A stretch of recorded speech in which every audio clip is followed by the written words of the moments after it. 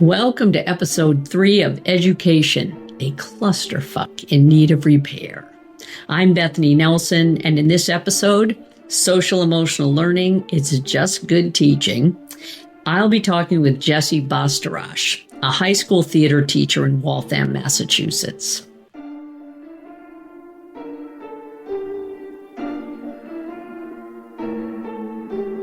Before we start, I'd like to emphasize that all ideas presented in this podcast are my own and do not reflect the thoughts, opinions, or positions of my employer, Emerson College, its programs, or its representatives.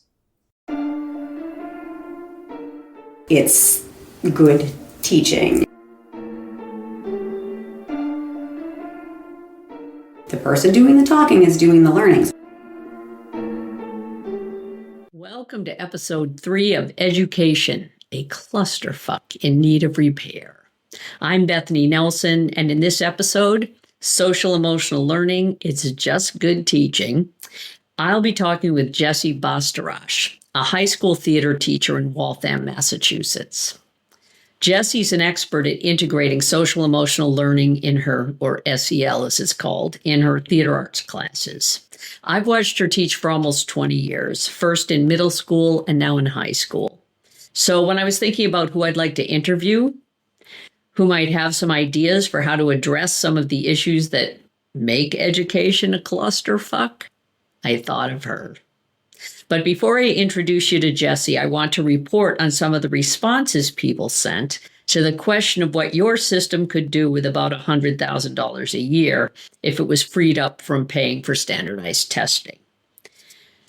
The most frequent theme that came up again and again was for support personnel, paraprofessionals, building subs, social workers, and school psychologists.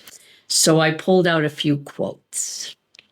If I could pick one thing, it would be a school psychologist. With the ever-rising number of students suffering from anxiety, depression, panic attacks, anger management issues, and interpersonal and bullying issues, it is certainly needed. I work in a Title I school, and we could really use more hands. We serve almost 700 kids, and the safety of behaviors has been out of control. Without a proper response team, teachers have been left to manage without any support. A social worker who doesn't just do crisis support, but is doing preventative counseling and social skills groups. And next, in the category of, it's amazing that this is an unmet need, we have building sub or two, or a couple of paras. We are consistently out of compliance with about 40% of our population on IEPs and 504s, or a reading specialist who's actually licensed. Unbelievable. And a few other standouts: classroom supply budgets for teachers, lunchroom and recess monitors. Really? We don't have those yet? Okay. One more system-facing offering was, in Illinois, $80,000 for a rotating panel of teachers to work on the toxic culture of administrators versus teachers. Getting those lines of communication back open and collaborative could open doors for more solutions and better ways to spend that money. One teacher compared thinking about this to imagining what you'd do with the money if you won the lotto. But then they imagined this. With that money, our school district could have so many meaningful guest resident artists, scientists, presenters, field trips, before and after school programming, and so many other tangible, connective, gorgeous, active learning continuations that would make kids' days so much more enjoyable, enriching, empowering, and fun. Amen to that. And thank you to everyone who took the time to think about this and respond. Now on to episode 3. Hi, I want to introduce Jessie Bastarache. She teaches in Waltham High School. She's a theater teacher, and she has kind of a unique position because she has been tasked with adding social emotional learning to her theater classes and to teaching a substantially separate, all special needs students theater class, which we'll talk about in another episode. But welcome to Education A Clusterfuck, which is its nickname. And I really Because appreciate that's what it is. I mean, let's be realistic. I know. I get a lot of feedback like that from people. I'm so glad you called it. I'm like, yeah, I think it's limiting its audience, but okay, whatever. Say what it Yeah, is. that's And what every it single is. person who's actually a teacher, like, Yeah, will they're- agree and is yes. ready for it. So. Okay, so I have a couple of questions for you about just how did you end up being somebody who was tapped to teach SEL on top of your subject area? So it's not so much on top of my subject area as it just is the subject area. And that's what, like, because I made my notes so that I wouldn't go completely off into oblivion. But it's funny. It's just funny. Like because, I do. Yes, go but no, see that because you know I will. Yeah. But so it was actually like just like my framework for SEL is I don't know if you remember, but an assignment given by you, which was our teaching philosophy. Yes. And I started with my teaching philosophy is like I teach kids how to be human. And that has been my teaching philosophy since day one of starting teaching, pretty much right after graduation in, I won't say the year, but a long time ago. And so it's just at the root of everything. And that is truly what SEL is. Yes. So like I know you feel the same way, but like I hate edu-speak. I hate like educational jargon, and I hate like when it's you can clearly tell that like the administration team has been given these words and say these words, and then it feels so forced and so awful. So like SEL is such like that doesn't bother me as much, but it's like it is one of those buzzwords where like Yes. social emotional learning. And I'm like I've been doing this since forever. Like that's just I always say we used to just call that teaching. Exactly. Yeah. And that's truthfully like that's what it is. It's just like it's good teaching. Yeah. And like it does kind of like it breaks me to think that people don't teach like that in the first place, that it's not rooted in some sort of like, human place for the kids and finding some way to get them to buy in, and like teachers that just kind of like feed the information and the students don't have any kind of like response but to sit there and like write notes and stuff like that. And obviously we're moving so far away from that, or at least we should be, but some people are not. I know. But yeah, so it's more like it's just like when this started becoming such like a buzzword, I was like, oh well, I already do that, so let me just talk about how I do it, talk about maybe make things a little bit more structured. Well, and to give other people an idea for how to do it, because it is such a buzzword. Right. And so Right. other people are like, I don't. And if you look at people who are educated in the last 10 years, that educating the whole person is not really the foundation of what we're teaching people to teach necessarily. Or we teach them that in ed school and then they go into a teaching situation and that it's unrecognizable. Right, that way. and they get told, no, you have to do this, this, and this. And so then it's like you're teaching to a test, or you are teaching to some sort of standard that you have to get your kids to without then like it's like go. Like even like the first week of school this year, I had kids come in my room and they're like, oh my God, I have a test already on Friday. I'm like, you have a test already? Wow. And I understand because some of my best friends teach like, AP bio or like AP like languages and things like that. And yes, they do. They have like, okay, if we don't start right now, we are not going to get to the point that these kids are ready to take. And so it's not their fault either. But No, it's I so understand. it's, and my friends do a really good job, I think, of like combining both. But like,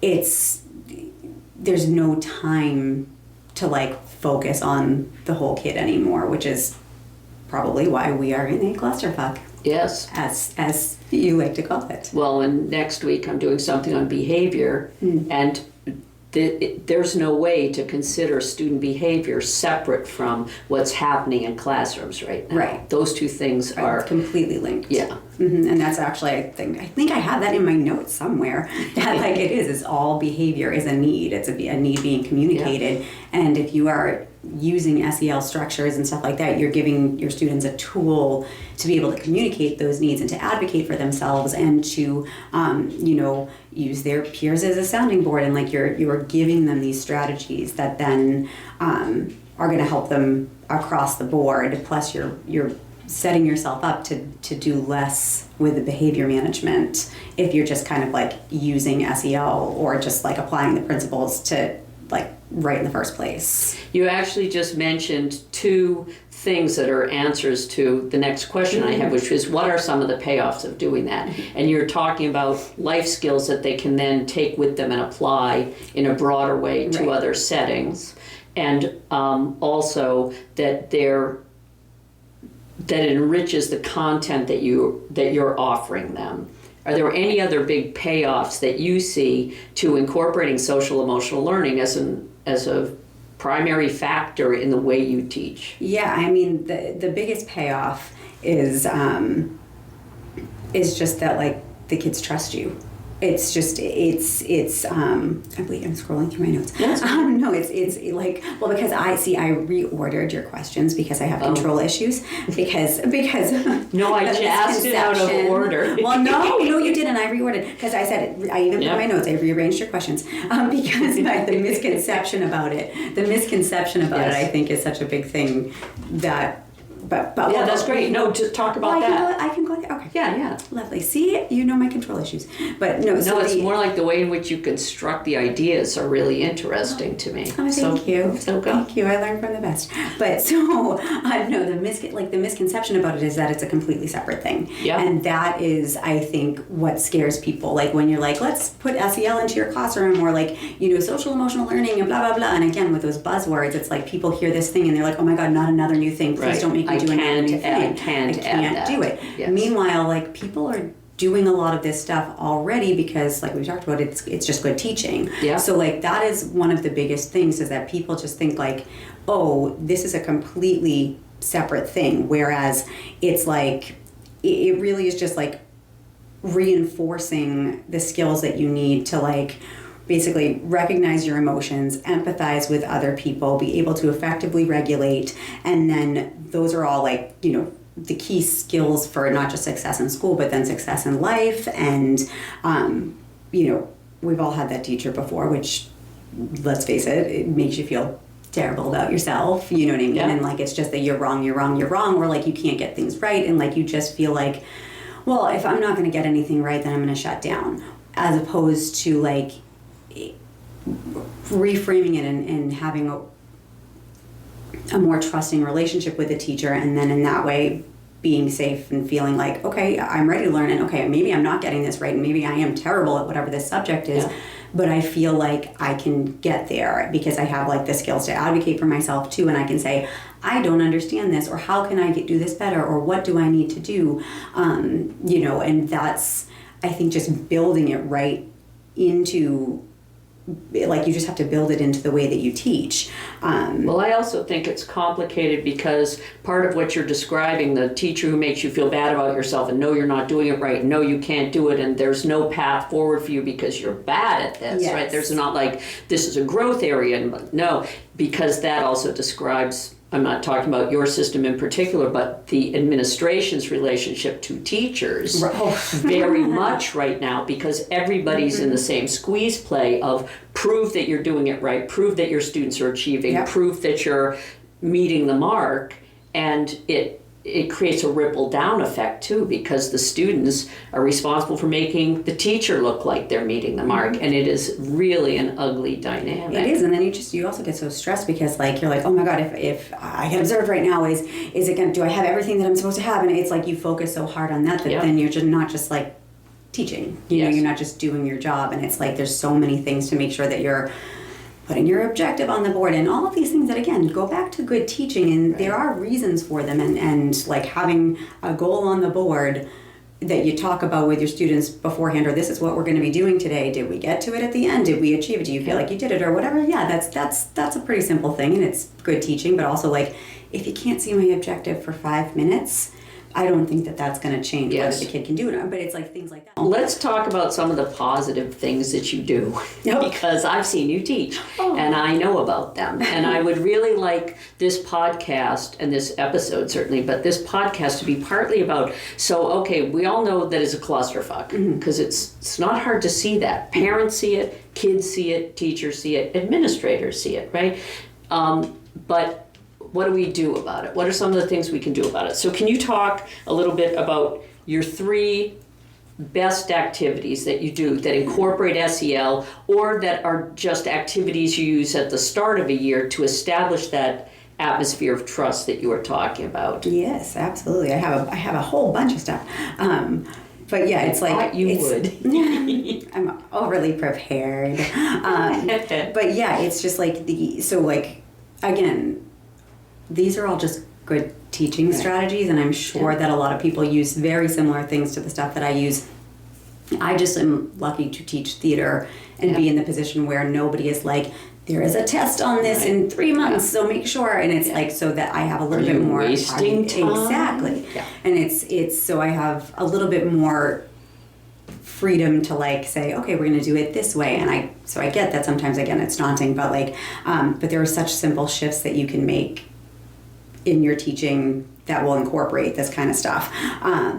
So my like first, like, I always start the year the same with every single class that I have, probably for the past 10 years, with the same kind of set of activities. And I tell kids all the time, like, if you've had me before, we've done this before, but it's a different group of students. It's all going to be different. And like, I start with really focusing the first like couple of weeks on just classroom community. And it's like, I do a like classroom philosophy lesson that is basically just like creating norms, which is another one of those words that I hate. Let's establish the norms. How about like, I don't know, I don't know what. Let's just figure out how we want to act. Exactly. I'm like, just how about we be good humans? Yeah. But it's so it is establishing our norms. But it's an activity where instead of me being like, what should we put on this giant piece of paper? Tell me and give me ideas.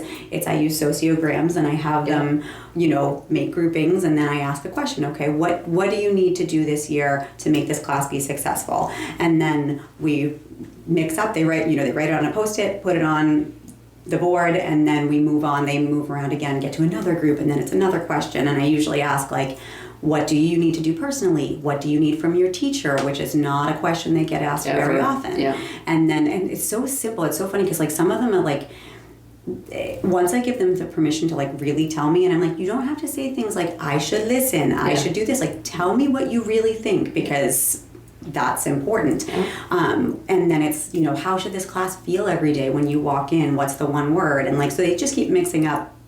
And eventually we have a whole kind of like classroom philosophy that they've put together. It's almost always right on the money for like what I would say. Yeah. If I have anything to add to it, I tell them, I say, do you guys have anything to add? So like, that's kind of like my almost always first. What kind of things show up on that classroom philosophy? Well, sometimes with what do you need from your teacher, snacks is always a big one. And like, I will bring snacks sometimes, children, which actually, yes, I try to keep snacks in my room because that's also important. Yeah.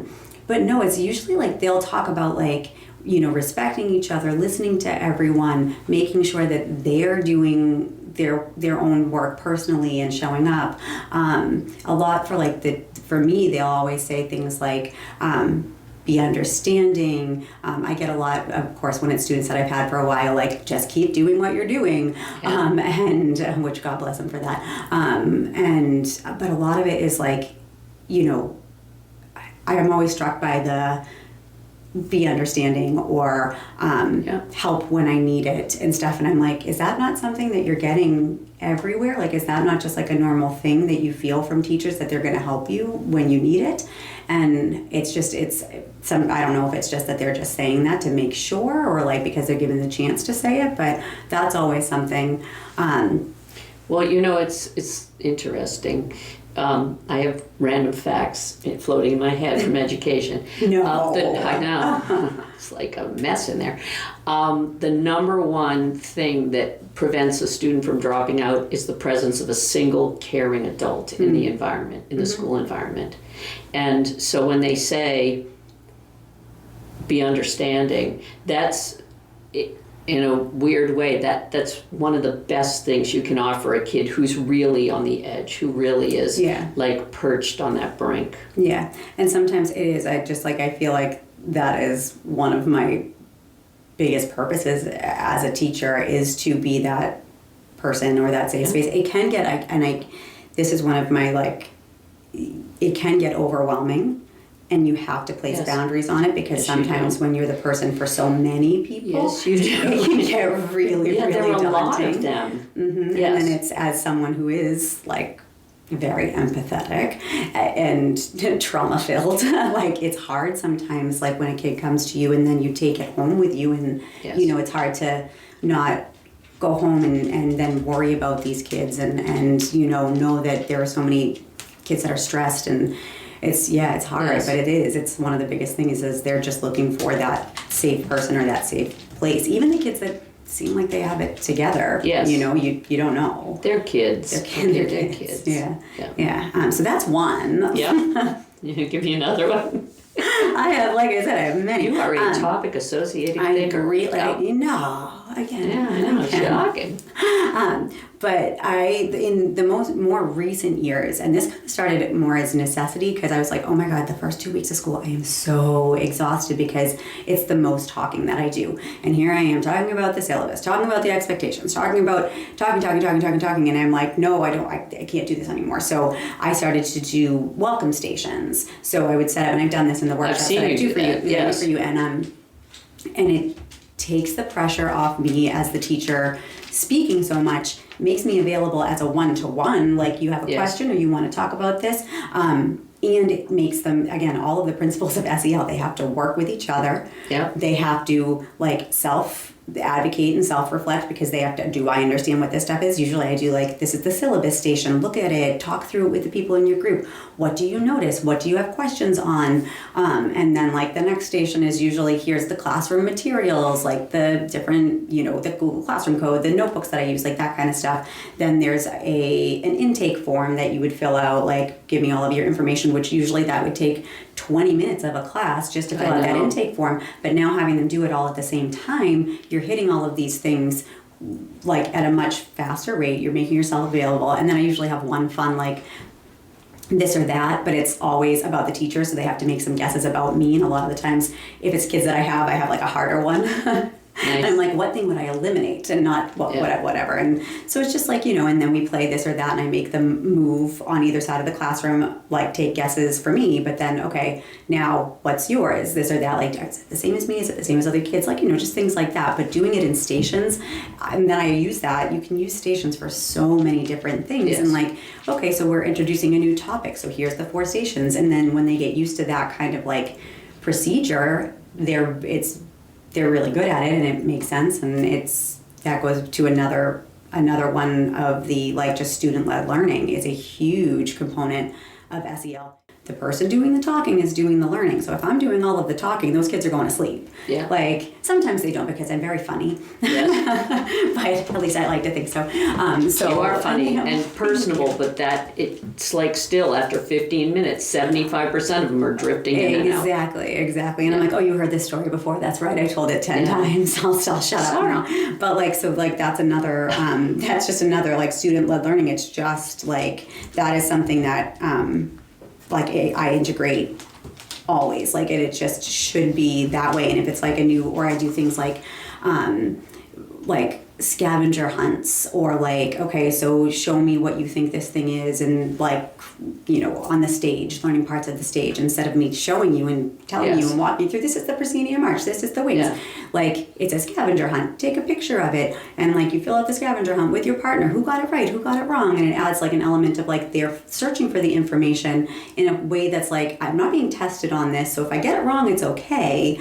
And like they're seeking out the information. Or like I do a lot of like like I have matching cards. Anytime vocabulary kills me because I'm just like, oh, it's boring for me to just be like, this is the word and this is the definition. Yeah. So like I do a lot of like, you get a card with a word on it, you get a card with the definition, now find each other and see who, are we making the right pairs? It's like a matching game. And, you know, I do that like with seniors. It's like, and then when they get it wrong, I'm like, oh, you don't know what you think you know. And then, or if they get it right, it's like, oh, you're really smart. And it's just it's a safe way for them to kind of take ownership over their learning.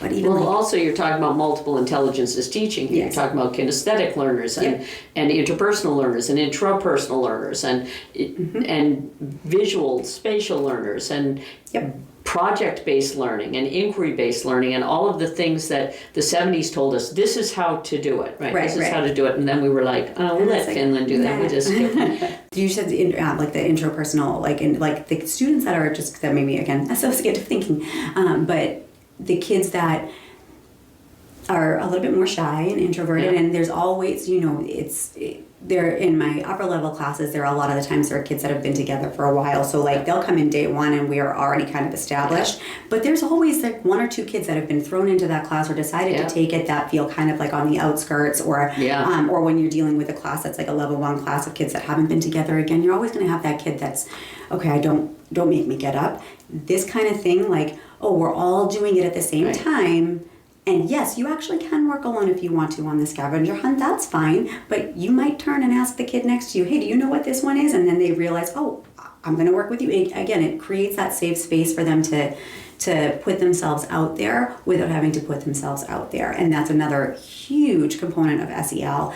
And like, I am one of those people that, and this happens all the time at like, as we were just talking about at teacher meetings and stuff, where they're like, we've put you in a group, and I'm like, no, this is my nightmare. Like, no, please don't make me work with people that I don't know. Like, you look at me, and I'm like, you would think I would talk to a wall, and I would, but I would rather talk to a wall than people that I only kind of know, because then I'm like, oh my God, you're judging me, and you get that overwhelming sense of anxiety.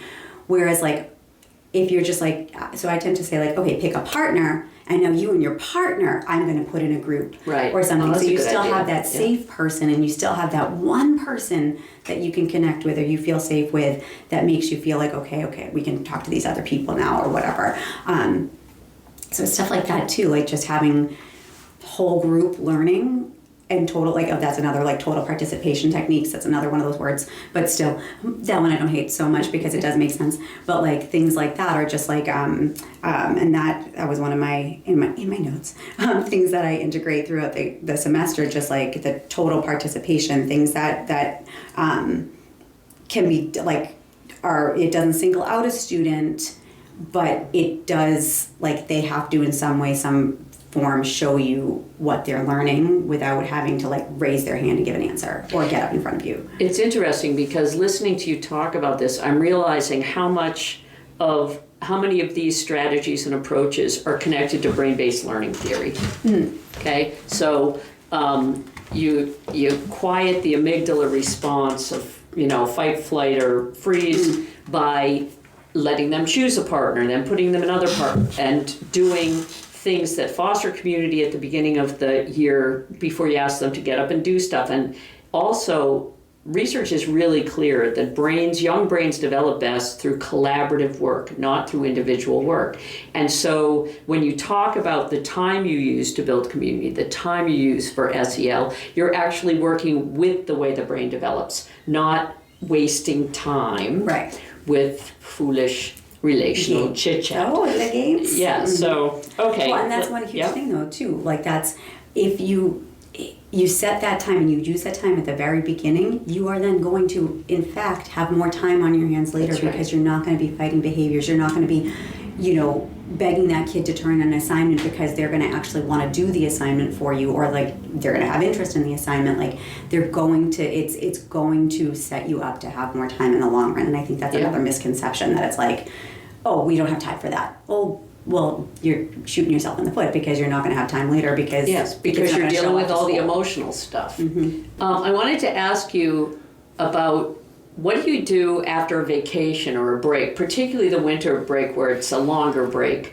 and you have to bring them back into community with each other? Are there any strategies you use in particular? Yeah, I mean, I think it's kind of just like, it's hard, it's tricky because you have to feel it out, and it's like, depending on where the break is and like the timing of it, and are we at the beginning of the semester, are we in the middle, and it's like, okay, we jump right back in, and oh my god, okay, the semester's ending in a week, and so we don't have this time, and it can be really tricky, and it can be really hard. And I usually try, like, the first day back after a vacation to take it slow. Like, even if we've got some sort of deadline looming or whatever, I try to, like, if the kids all come in and I usually have like plan A, plan B. And if they all come in and they are like ready to go, then I would go with more, the curriculum based, whatever we're doing at that point.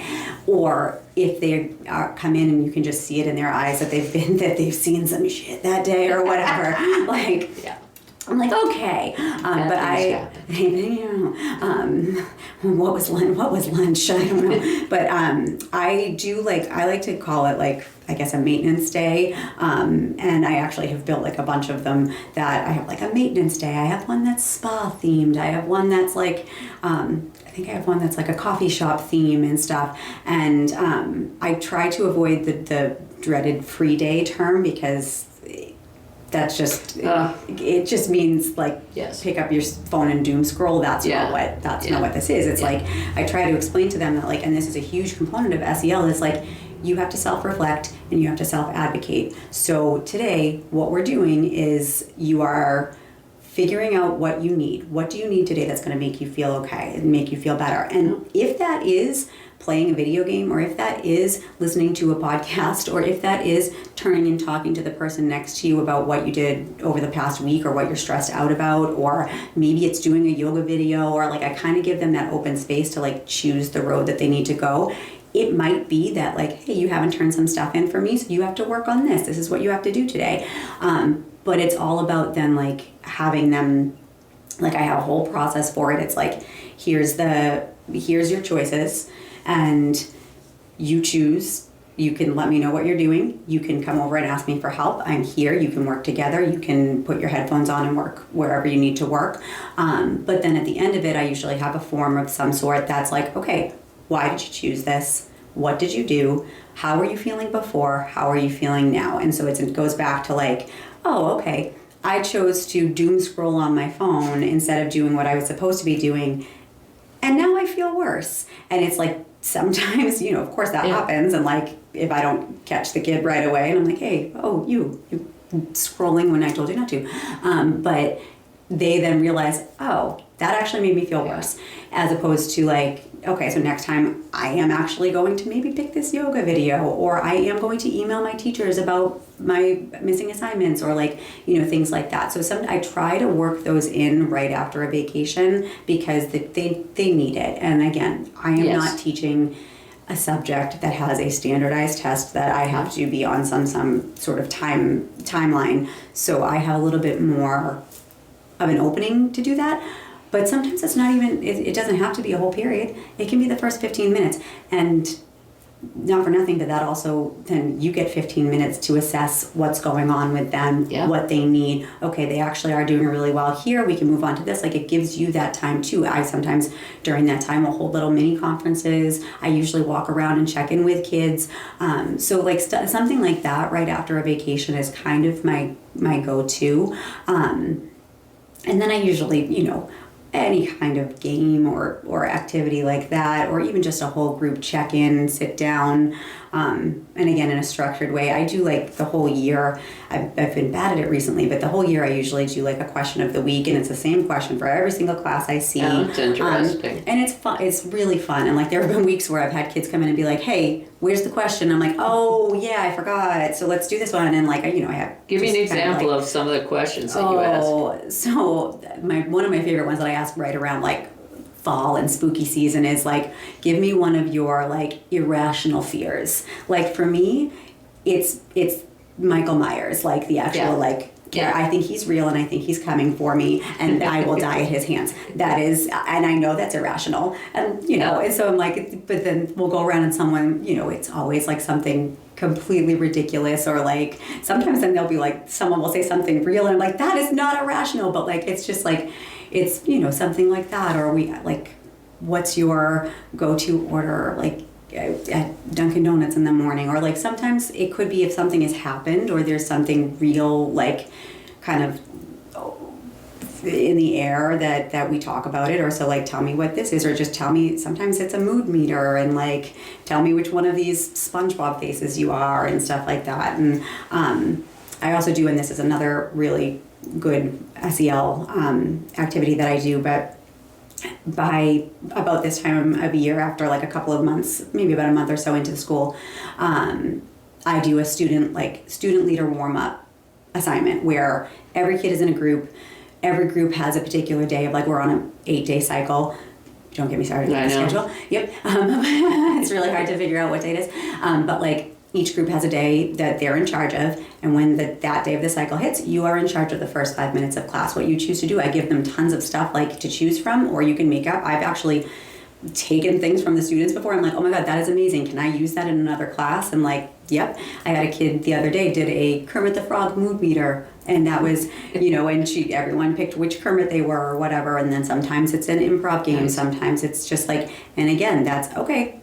Let's go, guys. First 5 minutes of class. Who's on warm-ups? I have 5 minutes to then take attendance, to do all that kind of stuff and observe them. They have to then tell me in a little journal, like, how did it feel teaching? Did it go well? You can use the same thing again if you want, because let's face it, in an 8-day cycle, that day is not coming around very often. So like in another month when it's your turn again, you want to do the same thing, go for it. And it's like, so it's, they use a lot of like the strategies that I give them then when they become the teacher, which is always interesting to see. Yeah, so that's kind of part of what you're talking about in that is something that I'm doing another episode on, which is agency, the role of agency in kids' engagement in school, in their behavior in a class, in their interactions with one another, in their interactions with you. There's a guy, I really liked his book. His name is Jay Gillen, and the book was called Educating for Insurgency. I don't know why I liked that, I did.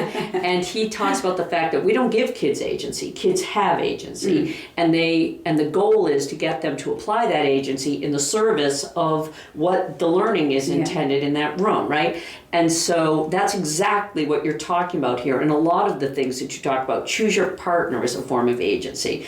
The run the first 5 minutes of class and then tell me what you think and feel about how it went is about fostering, encouraging, luring students to utilize their agency in the service of the room instead of because they need to have a sense of power somewhere in their lives. Right. And so it's smart. It's just really smart.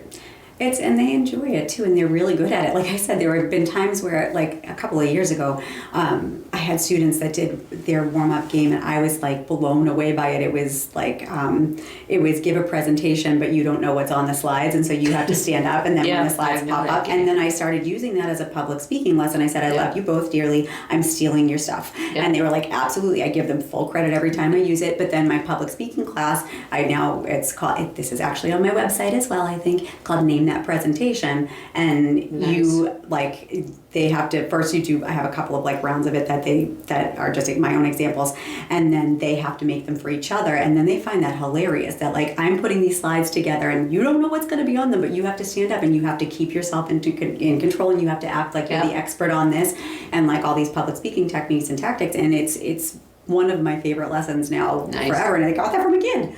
Yeah. And thank you, students, for that. So okay, I'm going to loop back to your website. Sure. But I want to ask you if you could communicate one thing about social emotional learning and its role in your class, and have people just accept it as opposed to debate it. Though that's fun. What would it be? I'm sorry, I know this is I didn't prepare for this one. Just that it's not hard. It's not hard. It's it takes some planning. It takes some open-mindedness. It takes knowing your students, which when you have a ton of students, yeah, that can be really difficult. But you don't have to know them. You don't have to know every little detail about them. Like, I notice, like, okay, this kid is carrying that book, or I see this kid playing a video game, or that kid is always has a Dunkin' Donuts coffee, and so I look at them with my Dunkin' Donuts coffee, and I say, oh, me too, me too. And then right there, that's a little connection. Like, you don't have to know every little thing about them to know your students. And like, I just think that some people, this is so daunting to them to think about it this way, whereas as theater people, it's just ingrained in us. Like, it's it's as Goldie Hawn, I don't know if you ever saw The First Wives Club, but she No, I said, didn't.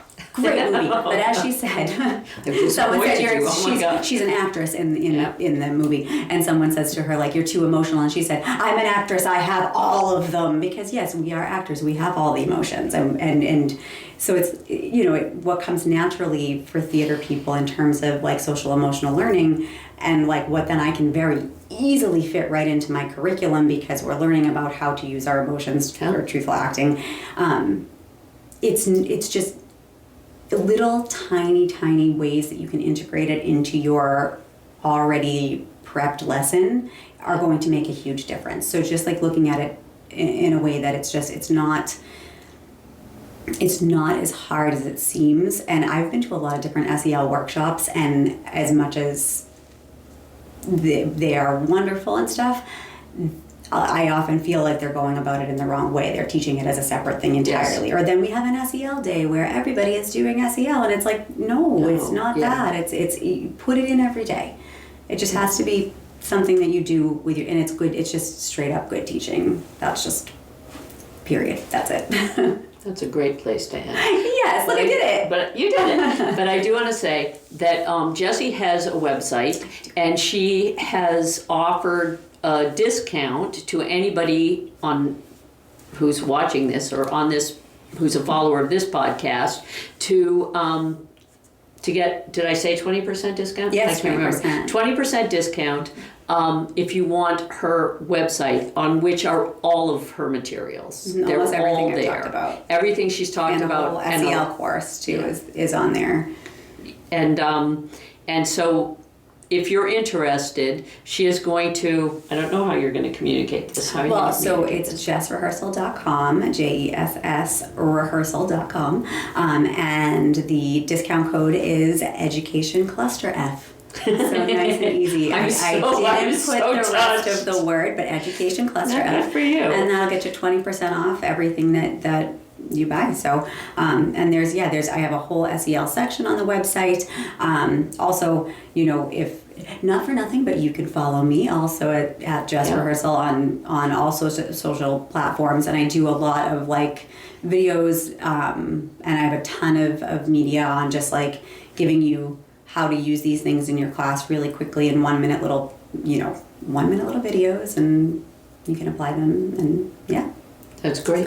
And thank you so much for doing this. I really appreciate it. I love them. I'm so excited. I'm honored. And I will wrap up this podcast later on, but not right now. Jessie gave us a bunch of ideas for how to incorporate social emotional learning into the theater arts classroom. If you have ways that you incorporate social emotional learning or deal with the human side of your kids in a way that feels effective to you, I would love to hear about it. So if you can send that to me at educationclusterfck at gmail.com and let me know what they are, I'll share them at the beginning of the next episode. Episode number 4 of this podcast will be released in 2 weeks on Friday, November 22nd. Episode 4 will deal with what's happening with kids' behavior in schools. We hear a lot in the media about out-of-control kids and the schools and teachers who can't control them. A detour. I have a friend who teaches 6th grade. In the first few weeks of school, she told me that 6th graders had smashed sinks and toilets in one of the boys' restrooms, really demolished them. That's a big change from writing dirty words on the stalls. So we'll be talking about what's changed, why it's changed, and some things we can do about it. As I promised last time, we'll be including some potential solutions for improving the clusterfuck in every episode. So I hope you have time to listen. This podcast is now available on Spotify, Apple, and Amazon. And if you prefer to watch as well as listen, we're on YouTube too. So thank you for listening and for your support. Please add a review or response to this episode if you have time, and I'll talk at you again on November 22nd. J like the letter, I'm making several waves. I know the mission is same. I made a splash, now all of my passes last like running a race with Usain. I keep it coming like this a buffet. And if I'm stumbling, I'm in the grave. Never gon' fumble it, I get the bag and I run with it, gunning it, gunning it, gunning it.